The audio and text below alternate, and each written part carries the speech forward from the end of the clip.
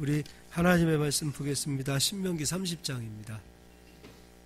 신명기 30장 1절로 4절까지 구약성경 309페이지에 있습니다. 신명기 30장입니다. 예, 우리 자고합제 한번 인사하겠습니다. 하나님은 당신을 사랑하십니다. 인사하겠습니다. 예, 오늘 말씀의 제목은요, 믿음의 길입니다. 믿음의 길인데 믿음에서 떠나게 하는 것들은 무엇이 있는가?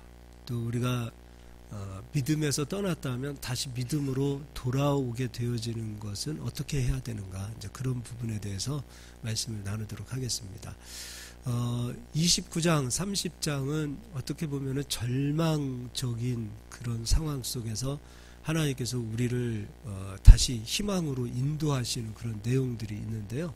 오늘도 30장을 보니까 이스라엘 백성들이 하나님 말씀에 떠나서 결국은 신명기 28장에 기록되어진 말씀대로 이스라엘 백성들이 하나님 주신 그 복을 다 잃어버리고 또 가나안 땅에서 쫓겨난 먼 곳에서 하나님을 생각하고 또 옛적을 생각해서 다시 하나님의 은혜로 돌아오고 싶어 할 때 그때 하나님께서 나는 내 백성을 포기하지 않고 땅 끝에 있다 할지라도 내 백성을 다시 모을 것이다 라는 그런 말씀을 해주십니다. 그래서 우리는 지금 이스라엘 백성들처럼 뭐 나라를 빼앗기고 그런 상황은 아닙니다. 그렇다 하더라도 우리의 나라는 예수 그리스도의 안식이고 예수 그리스도를 믿는 믿음이 우리가 붙잡는 나라 아닙니까? 그래서 우리가 그 나라에서 벗어났을 때, 그리스도에게서 벗어났을 때 어떻게 해야 다시 그리스도 안으로 돌아올 것인가, 이제 그런 부분들을 좀 나눠보게 하도록 할 텐데요. 오늘은 이제 첫 시간으로 우리가 그리스도에게서 벗어나게 하는 것들은 무엇이 있는가, 이제 그런 것들을 한번 좀 보도록 하겠습니다. 요한계시록 2장을 가서 보도록 하겠습니다.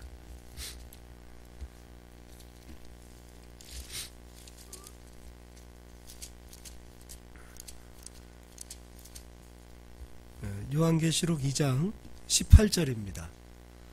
두아디라 교회에 대하여 하나님께서 책망하실 일이 있다. 이제 그 말씀을 하시는데 20절부터 읽어보겠습니다. 그러나 내게 책망할 일이 있노라. 자칭 선지자라 하는 여자 이세벨을 내가 용납함이니 그가 내 종들을 가르쳐 꾀어 행음하게 하고 우상의 재물을 먹게 하는도다. 그러니까 하나님께서 두아디라 교회에 책망할 것이 있다. 근데 이 두아디라 교회가 이세벨의 그 어떤 행음하게 하는 그 일들에 함께 미혹되어진 상황이 되었다. 그러면 이제 이세벨이 가르치는 행음은 무엇이고 또 성경에서 말하는 행음은 무엇인가? 그러니까 이세벨이 가르쳤던 것에 용납하는 그런 마음을 가졌고 또 이세벨을 통하여 행음하는 자리까지 들어갔다. 그러면 이제 우리가 이 두 가지를 좀 봤으면 좋겠어요. 성경에서 말하는 행음은 무엇이고 또 이세벨이 가르쳤던 그 교훈은 무엇인가. 먼저 이제 이 행음을 한번 가서 보도록 하겠습니다. 우리가 솔로몬을 잘 아는데 열왕기상 11장을 가서 보겠습니다.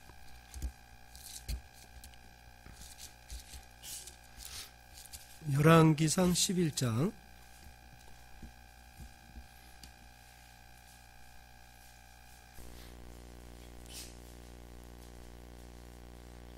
예, 우리가 잘 아는 얘기입니다. 솔로몬의 그 아내가 모두 몇 명이었다 그랬어요?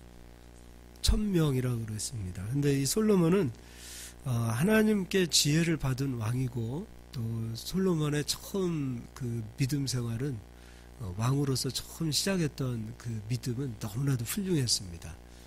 솔로몬이 지혜를 받은 것도 자기 욕심을 채우기 위해서 받은 것이 아니라 이스라엘 백성들을, 나의 백성들을, 물론 하나님의 백성이죠. 하나님의 백성을 어떻게 하면 잘 인도할 수 있을까요? 그 선한 마음을 가졌고 그 마음대로 이스라엘 백성들을 잘 재판하고 그들에게 억울한 일이 없도록 그들에게 선한 지혜를 좀 베풀기 원합니다.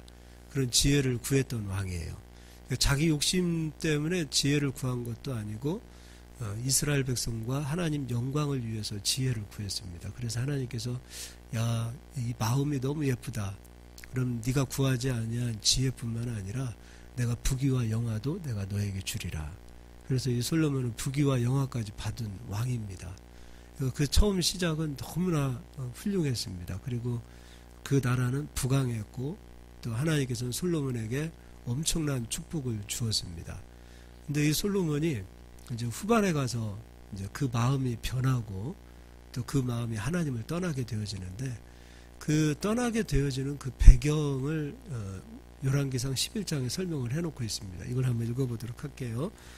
11장 1절입니다. 솔로몬 왕이 바로의 딸 외에 이방의 많은 여인을 사랑하였으니 곧 모압과 암몬과 에돔과 시돈과 헷 여인이라. 솔로몬이 이방 여인들과 결혼을 했는데 그 이방 여인들의 머릿속에는 이방 신들이 다 자리 잡고 있습니다. 그들이 섬기던 그 신들, 그러니까 이들이 결혼할 때 자기가 섬기던 신들을 버리고 오는 것이 아니라 이스라엘 땅에 와서 솔로몬과 결혼할 때 자기들이 가지고 있었던 그 신들을 그들의 머릿속에 다 가지고 오는 겁니다. 물론 우상 덩어리를 가지고 오지 않았다 하더라도 그들 머릿속에는 우상을 섬겼던 우상의 지식들이 그 머릿속에 다 담겨져 있기 때문에 그들은 우상을 가지고 온 자들이 되는 겁니다. 자, 그러면 이때 2절 여호와께서 일찍이 이 여러 백성에 대하여 이스라엘 자손에게 말씀하시기를 너희는 그들과 서로 통혼하지 말며 그들도 너희와 서로 통혼하게 하지 말라. 그들이 반드시 너희의 마음을 돌려 그들의 신들을 따르게 하리라 하셨으나 솔로몬이 그들을 사랑하였더라. 그러니까 하나님께서는 미리 경고를 해 두셨습니다. 그것도 모세오경을 통하여 미리 경고의 말씀을 주셨는데 그 경고의 말씀을 듣지 않고 솔로몬은 이방 여인들을 사랑하고 결혼했다 이렇게 되어 있습니다. 3절 왕은 후궁이 700명이요 첩이 300명이라 그의 여인들이 왕의 마음을 돌아서게 하였더라. 처음 솔로몬이 가지고 있었던 마음은 어떤 마음이었냐면 하나님을 사랑하는 마음, 백성을 사랑하는 마음. 그런데 이제 솔로몬의 마음이 변화가 되어졌는데 그때는 하나님을 사랑하지 않는 마음, 백성들을 사랑하지 않는 마음, 이제 그 마음으로 바뀌기 시작해요. 근데 그 원인은 찾아보았더니 하나님께서 이방 여인과 결혼하지 말라 했음에도 불구하고 솔로몬이 이방 여인과 결혼을 했습니다. 그것이 솔로몬이 돌이키게 되어지는 그 배경이 되어지는 거죠. 자, 그럼 이제 여기까지 잠깐 읽어보고 오늘 본문 말씀 열왕기상 11장을 접어두시고요. 오늘 본문 말씀 신명기 30장 다시 한번 가서 보도록 하겠습니다. 1절 제가 읽어드리겠습니다. 내가 내게 진술한 모든 복과 저주가 내게 임함으로 내가 내 하나님 여호와로부터 쫓겨간 모든 나라 가운데서 이 일이 마음에 기억나거든. 그러니까 예전에는 하나님의 말씀을 멸시하고 하나님의 말씀을 귀하게 잡지 못했던 이스라엘 백성들이 하나님의 말씀을 버림으로 말미암아 이방 나라에 쫓겨가게 되었을 때 우리가 이렇게 해서 땅끝까지 우리의 땅을 잃어버리고 우리에게 주신 그 모든 은혜를 잃어버리고 우리가 이곳까지 쫓겨나서 노예 생활을 하고 있구나. 그럼 우리가 돌아갈 수 있는 길은 무엇인가? 우리가 하나님의 말씀을 버림으로 이렇게 되었다면 우리가 다시 하나님의 말씀을 잡으면 된다. 그 일이 기억나거든. 그러니까 돌아가는 길은 하나님의 말씀을 잡고 돌아가는 거예요. 그 일이 기억나거든. 2절 제가 읽겠습니다. 너와 내 자손이 내 하나님 여호와께로부터 돌아와 내가 오늘 내게 명령한 것을 온전히 따라 마음을 다하고 뜻을 다하여 여호와의 말씀을 청종하면, 그러니까 마음이 하나님에게서 떠났던 사람들이 이제 마음이 하나님께로 돌아오게 되어지면 말씀을 잡고 돌아오라, 그렇게 말씀하고 계세요. 그리고 3절 내 하나님 여호와께서 마음을 돌이키시고 너를 긍휼히 여기사.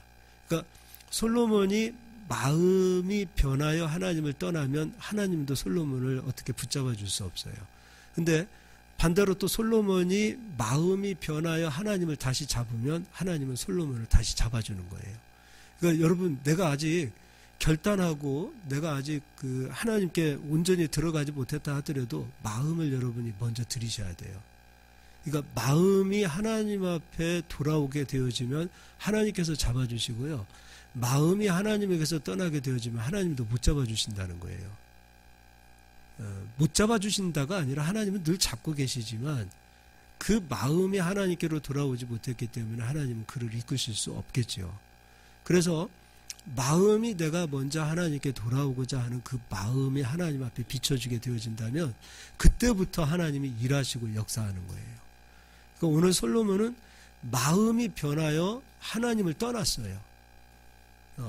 그런데 그 결과는 엄청난 결과로 나타나요.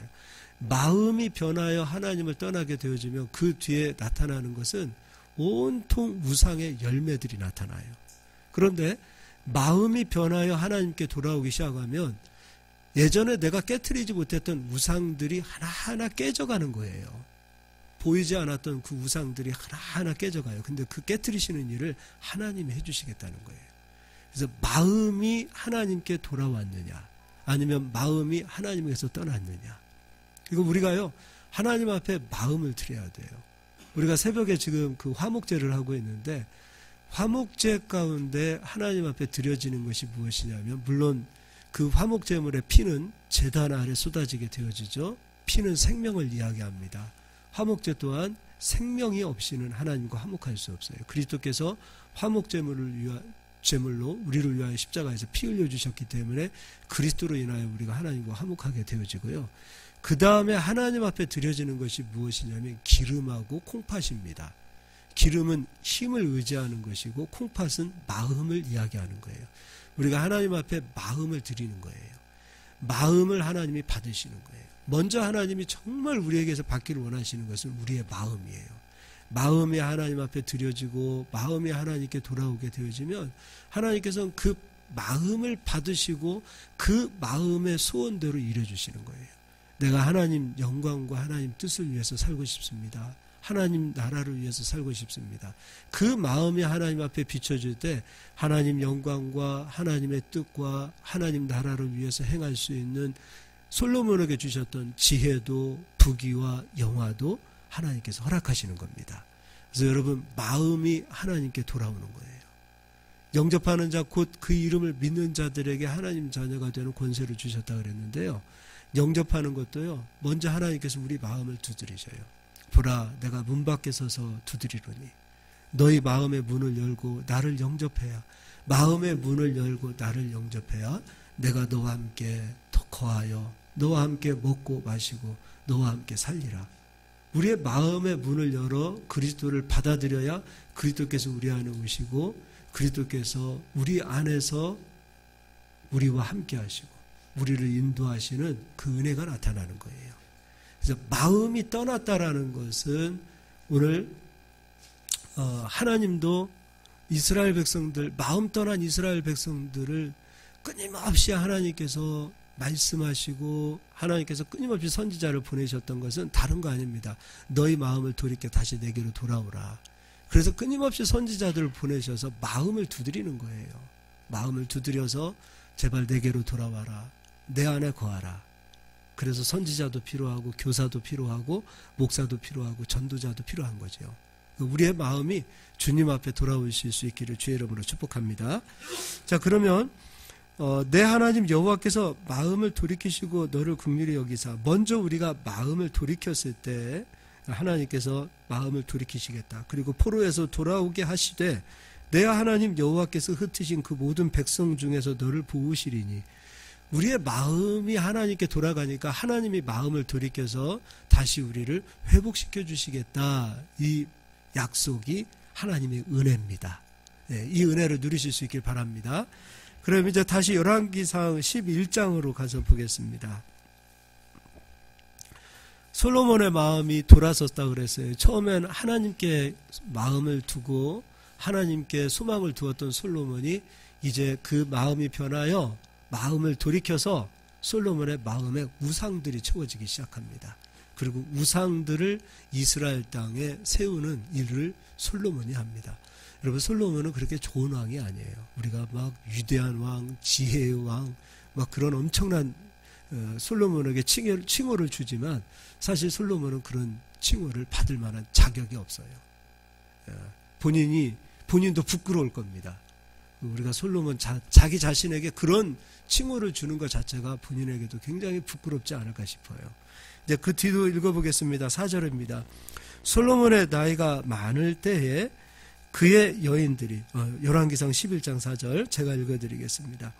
솔로몬의 나이가 많을 때 그의 여인들이 그의 마음을 돌려 다른 신들을 따르게 하였으므로 왕의 마음이 그의 아버지 다윗의 마음과 같지 아니하여 그의 하나님 여호와 앞에 온전하지 못하였으니 마음이 돌아섰어요. 솔로몬이. 그리고 5절 이는 시돈 사람의 여신 아스다롯을 따르고 암몬 사람의 가증한 밀곰을 따름이라.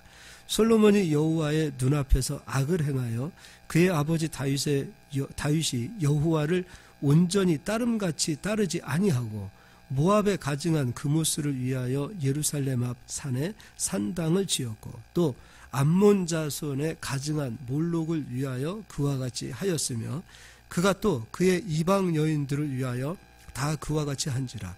그들이 자기의 신들에게 분향하며 제사하였더라. 이스라엘 온 땅이, 예루살렘 온 땅이 그냥 우상단지로 변해버렸습니다. 솔로몬 한 사람이 마음이 돌아서니까, 하나님에게서 떠나니까 그 주변에는 온통 우상의 열매들이 맺혀지는 것을 보게 됩니다. 기독교 역사 가운데 참 재밌는 게 있습니다. 우리가 요한계시록에 나오는 그 7교회, 지금 소아시아 지역, 터키 지역, 이런 지역을 얘기하죠. 얼마나 부흥이, 얼마나 복음을 위해서 또 사도 바울이 목숨 걸고 교회를 세웠던 지역들이 얼마나 많습니까? 그렇게 뜨거웠던 그 교회들이, 그 믿음이 식어지자 그 모든 땅들이 다 이슬람 땅으로 변화돼 버렸습니다.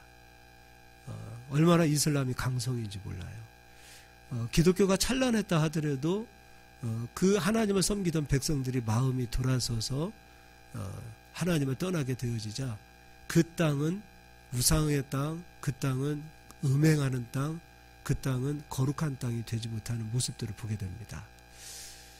참 안타까운 거죠. 이게 이스라엘의 역사만이 아니라 지금 우리도 이러한 역사입니다. 그래서 우리 한국교회도 그 어느 때보다도 지금 정신을 바짝 차려야 될 그런 때가 아닌가 생각을 해봅니다. 그리고 9절도 한번 읽어보겠습니다. 솔로몬이 마음을 돌려 이스라엘의 하나님 여호와를 떠남으로 여호와께서 그에게 진노하시니라. 여호와께서 일찍이 2번이나 그에게 나타나시고 이 일에 대하여 명령하사 다른 신을 따르지 말라 하셨으나 그가 여호와의 명령을 지키지 않았으므로 여호와께서 솔로몬에게 말씀하시되 내게 이러한 일이 있었고 또 내가 내 언약과 내가 내게 명령한 법도를 지키지 아니하였으니 내가 반드시 이 나라를 내게서 빼앗아 내 신하에게 주리라. 그러니까 마음이 떠나면 하나님의 말씀을 버리고요, 마음이 돌아오면 하나님의 말씀을 잡아요.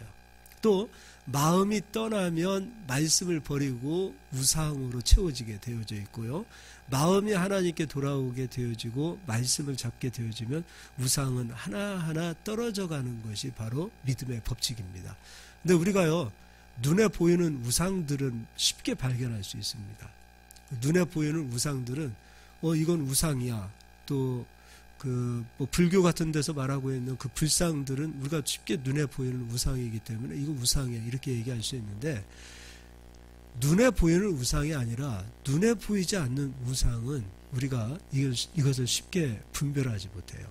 그러다 보니까 그것은 이건 괜찮은 거지라고 생각하는데, 그러한 것들로 인하여 우리의 마음을 빼앗기게 되어지면 우리는 그 눈에 보이지 않는 우상에 행음하게 되는 거예요.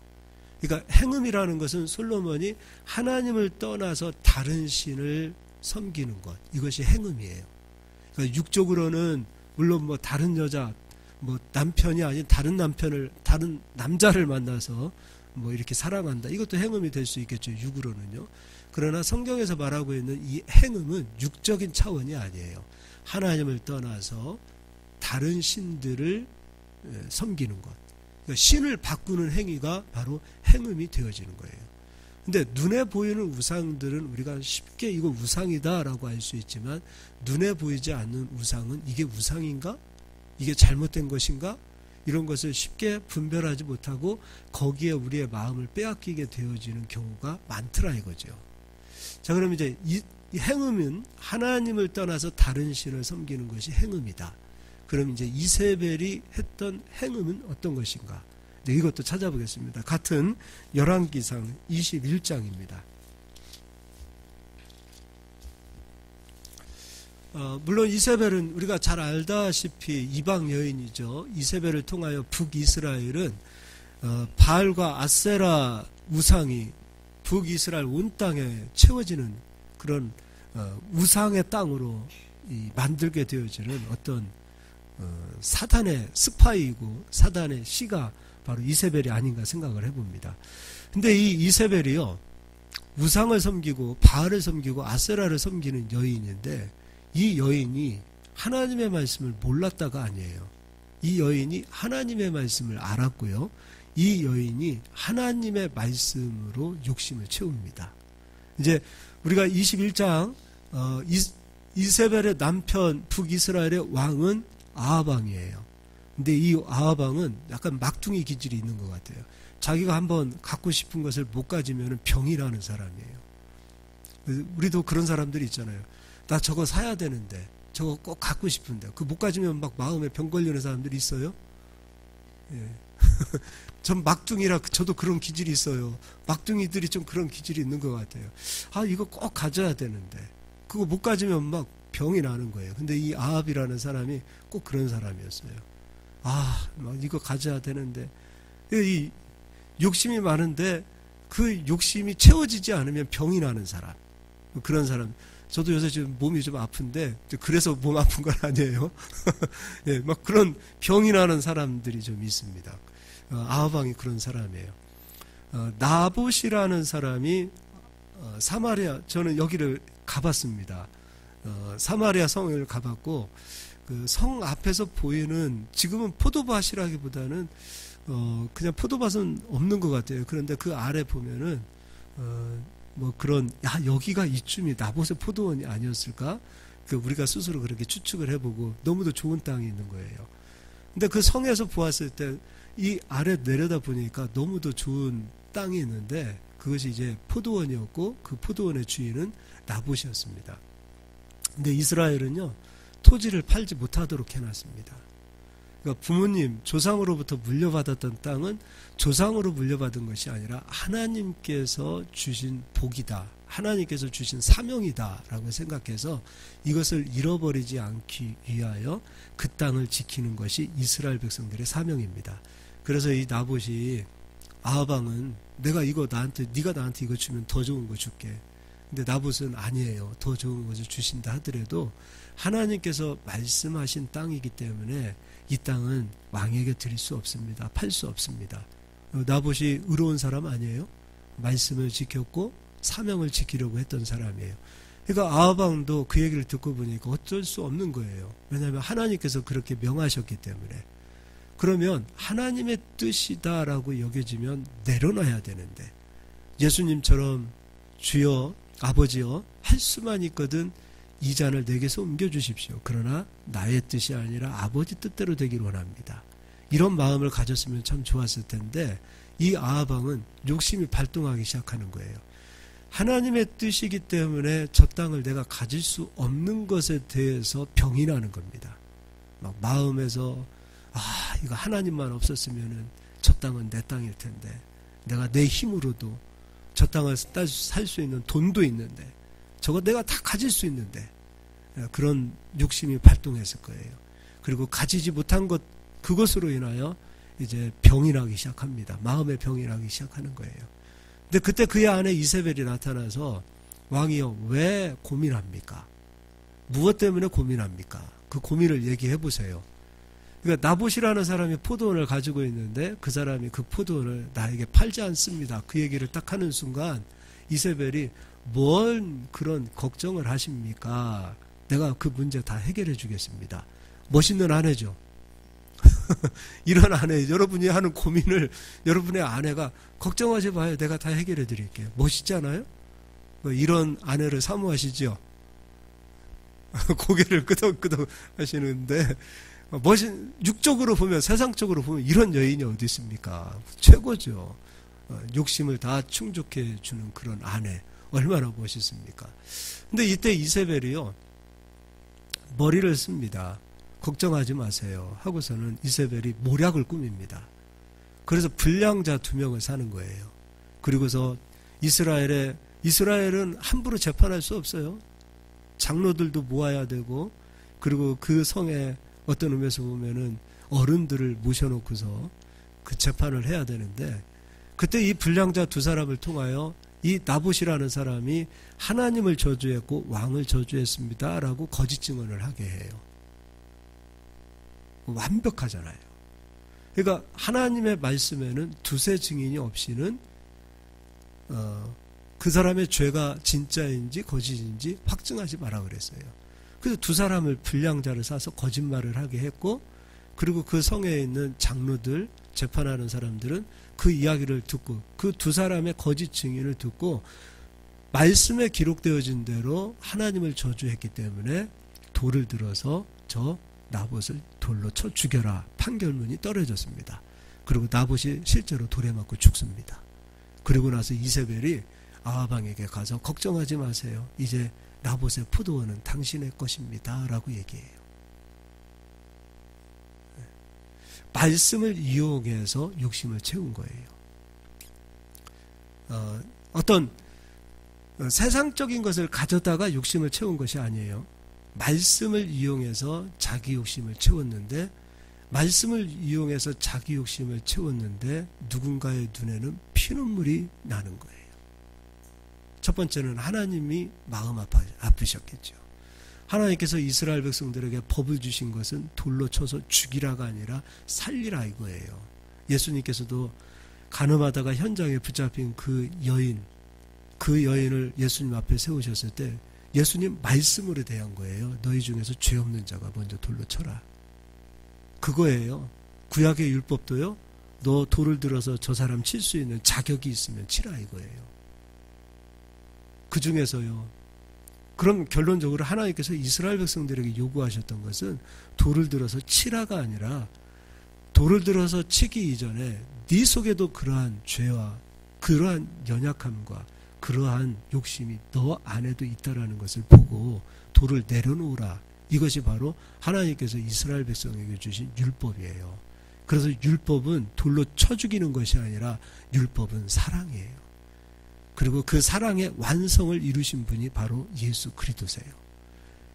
아무리 설명해도 이스라엘 백성들은 율법을 돌로 치라밖에 생각하지 못하는 그 이스라엘 백성들에게 실제로 율법은 사랑의 완성이다라는 것을 보여주기 위하여 이 땅에 오셔서 십자가에서 죽어주시고 사랑으로 완성하신 그분이 바로 예수님이시라는 거죠. 그래서 오늘 이세벨이 했던 행음을 생각해 보자고요. 다른 거 아닙니다. 이세벨의 행음은 말씀으로 욕심을 채우는 겁니다. 말씀을 자기 욕심 채우기 위하여 해석하는 겁니다. 말씀을 자기 욕심 채우기 위하여 내 욕심 채우기 위한 말씀을 구하는 겁니다. 말씀은 살았고 운동력이 있어 좌우의 날선 어떤 것보다도 예리하여 혼과 영과 관절과 골수를 찔러 쪼갭니다. 말씀은 교훈을 주고 책망을 주고, 말씀은 바른 길로 우리를 인도합니다. 말씀은 때로는 우리를 찌르게 합니다. 말씀은 때로는 우리를 아프게 합니다. 말씀은 때로는 내가 그토록 가졌던 그 욕심과 욕망을 내려놓으라고 말씀하십니다. 말씀은 나의 자아로 가득 채워져 있는 그 자구해져 있는 내 모습을 말씀을 통하여 나의 자아를 깨트리고 내 교만을 깨트리고 하나님보다 높아져 있던 내 지식들을 깨트리는 것이 바로 말씀입니다. 말씀이 없으면 우리는 우리의 자의식이 높아져요. 나의 자아만 높아지는 거예요. 그러나 하나님의 말씀이 있기 때문에 때로는 내 욕심도, 때로는 내 생각도, 때로는 내 야망도, 때로는 나의 이 고집도, 때로는 아닌 걸 뻔히 알면서도 불구하고 고집 부리면서 가는 그런 나의 그런 모습들을 말씀이 깨트리고, 말씀이 나를 하나하나 다듬어서 조각목처럼 가시가 나 있고 옹이가 있고 누군가를 찌르고 아프게 하는 나의 인격과 모난 성격들을 말씀이 다듬어 가는 거예요. 그런데 이세벨의 행음에 빠졌다라는 것은 그러한 말씀으로 내가 다듬어지는 것을 원치 않습니다. 말씀을 이용해서 더욱더 나의 이 옛사람이 충족되어지는 것을 원하는 것이 이세벨의 행음에 빠졌다는 거예요. 이세벨의 행음이 뭔지 아시겠죠? 그러니까 솔로몬이 세웠던 우상은 눈에 보이는 우상, 이세벨이 행했던 그 행음은 눈에 보이지 않는 우상이 되는 거예요. 그래서 솔로몬이 행했던 그 우상은 이거 우상이다라고 잘못될 수 그것을 알 수 있겠지만, 이세벨이 행했던 그 우상은 사람들은 이게 무슨 우상이야? 이게 무슨 우상이야? 그것을 분별하지 못하기 때문에 거기에 빠져들어가는 거예요. 그래서 미혹되는 거예요. 마치 수렁과도 같아요. 나는 거기에 한번 발을 디뎌 놓으면 내가 계속해서 거기에 빠져가고 있으면서도 불구하고 나는 빠지고 있다라는 생각을 전혀 하지 못하는 것이 곧 이세벨의 행음이 되는 거예요. 그러면 이제 신약시대에도 이러한 사람들이 있는가? 이제 한번 보도록 하겠습니다. 디모데 후서를 가서 보겠습니다.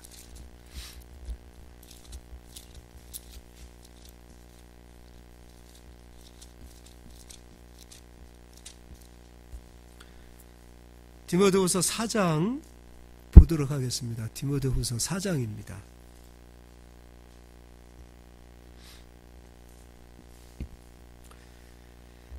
(4장 2절) 너는 말씀을 전파하라. 때를 얻든지 못 얻든지 항상 힘쓰라. 범사에 오래 참음과 가르침으로 경책하며 경계하며 권하라. 때가 이르리니 사람이 바른 교훈을 받지 아니하며 귀가 가려워서 자기 사욕을 따를 스승을 많이 두고. 가르치는 사람도 문제예요. 가르침을 받는 사람도 문제예요. 가르치는 사람이 아합과 이세벨과 같은 말씀으로 내 욕심을 채우고자 하는 마음이 있다면 가르치는 자도 이세벨의 교훈에 빠질 것이요, 가르침을 받는 사람도 아합과 이세벨과 같은 그 욕심을 가지고 하나님의 말씀을 듣기를 원한다면 이세벨의 교훈에 빠지게 되는 거예요. 예를 들어서 우리 교회 와서 11조 합니다. 물론 하나님 앞에 드려야 될 성도들의 본분입니다. 당연히 드려야죠. 그러나 당연히 드려야 됨에도 불구하고 그것은 정말로 하나님 앞에 자원함과 기쁨으로 드려지는 거예요. 억지로 드려져서는 안 될 부분이죠. 당연히 드려야죠. 우리의 신앙 고백이니까. 억지로 드려져야 돼요. 그런데 전하는 자 입장에서 11조를 하지 않으면 저주를 받습니다 라고 11조를 강요하는 메시지라면 그것도 우리가 생각해보면 우상이 될 수 있어요. 그렇지 않아요? 네. 서원과 작정이라는 것도 참 좋은 겁니다. 이거 성경에 있는 거예요. 서원 예물, 작정 예물, 이거 다 성경에 있는 거예요. 하나님은 서원을 기쁘게 받으시고 또 작정을 또 기쁘게 받으십니다. 근데 이것도 마찬가지로 강요에 의해서 또는 이걸 하지 않으면 내 체면이 구겨질 것 같은 것 때문에, 그래서 그런 분위기로 인하여 작정과 서원을 하게 하여 그 작정과 서원 예물을 강요하게 되어지는 것도 어떤 의미에서 보면 눈에 보이지 않는 이세벨의 행음이 되어질 수 있다 이겁니다. 이해가 되시나요? 이건 어떻게 보면 솔직하게 얘기하는 거예요, 제가. 그래서 욕심이 채워지기 위하여 말씀을 이용하여 성도들에게 강요하게 하는 것 또한 어떤 의미에서 보면 거기에 물질이 들어가게 되어져 있고 거기에 성도들의 아픔이 들어가게 되어져 있다면 이것도 어떤 의미에서 보면은 이세벨의 행음이 되는 겁니다. 우리 성도님들은 강요와 어떤 분위기 때문이 아니라 정말 하나님 사랑해서 그리고 최고의 신앙의 고백으로 인하여 하나님 앞에 그러한 귀한 것을 드려주실 수 있기를 바랍니다. 하나님은 그것을 기쁘게 받으시고 그 마음을 받으시는 거예요. 그러니까 마음이 빠진 상태에서 강요되어지는 것을 하나님은 사실 기뻐하지 않으세요. 이제 마음에서 감동되어서 정말 기쁨으로, 그리고 때로는 하나님의 뜻인데 내 마음이 그것을 하기 싫을 때는 그때는 내 마음 꺾어야 돼요. 그때는 내 감동이 안 돼서 못 드립니다, 하기 싫습니다가 되면 안 되는 거예요. 하나님의 뜻인 줄 뻔히 알면서도 불구하고 내 감동을 얘기하는데 내 감동은 내 욕심이라는 것은 안 하는 것이 욕심이요, 안 드리는 게 욕심 아니에요? 그러니까 우리 성도님들도 잘 분별하셔야 돼요. 감동을 얘기했어요. 감동은 순종 안 하는 것이 내 욕심을 채우는 것이요, 드리지 않는 것이 내 욕심 채우는 거예요. 근데 내 마음은 지금 드리는 것이 불편하고 안 드리는 것, 순종하지 않는 것이 더 좋단 말이에요. 그럼 무엇을 따라야 되겠느냐 이거예요. 내 감동이 육적인 옛사람의 것이라면 그것을 꺾고 하나님 기뻐하시는 쪽으로 나의 마음을 드리고 내 마음을 꺾어서 그리고 하나님 앞에 순종할 수 있는 그런 성도님들이 되실 수 있길 바랍니다. 많은 사람들이 그 핑계 대요. 나는 아직 준비가 안 됐어. 마음의 감동이 안 됐어. 대부분 순종은요, 그렇게 해서 순종되는 게 아니에요. 분명히 하나님의 감동이 있음에도 불구하고 우리가 우리 욕심을 따르는, 그렇게 해서 순종을 피해가는 그런 사람들이 되지 않기를 바랍니다. 또 3절 읽어볼게요. 때가 이르르니 사람이 바른 교훈을 받지 아니하며 귀가 가려워서, 무엇이 가려졌어요? 귀가 가려졌어요. 자기의 사욕, 자기의 욕심을 따를 스승을 많이 둬요. 이게 때가 이르면 이런 현상이 나타난다는 거예요. 그래서 이세벨의 교훈에 미혹되는 현상들이 나타나요. 내 욕심을 채우기 위한 메시지를 보게 되어지는 거죠. 또 4절 읽겠습니다. 또 그 귀를 진리에서 돌이켜 허탄한 이야기를 따르리라, 이렇게 되어 있습니다. 설교는 여기까지 하도록 하겠습니다. 10분 정도 하고 끝난 줄 알았더니 왜 이렇게 시간이 많이 갔는지 모르겠습니다. 성찬식도 있는데 기도하겠습니다. 하나님,